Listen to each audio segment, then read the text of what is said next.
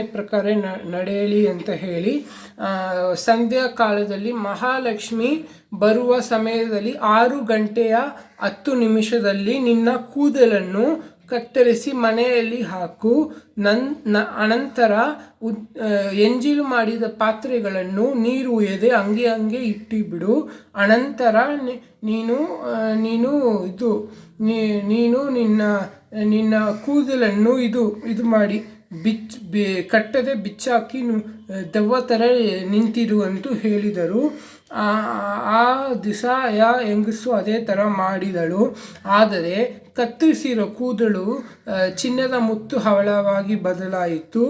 ಅವಳು ಹಾಕಿದ ಪಾತ್ರೆ ಎಲ್ಲ ಚಿನ್ನದ ಪಾತ್ರೆಯಾಗಿ ಬದಲಾಗಿತ್ತು. ಅವಳು ಮಾರುದಿವಸ ಎದ್ದು ನೋಡಿದರೆ ಅವಳಿಗೆ ಒಂದು ರೇಷ್ಮೆ ಸೀರೆಯು ಅಲ್ಲಿ ಅವಳ ಕೋಣೆಯಲ್ಲಿ ಇತ್ತು.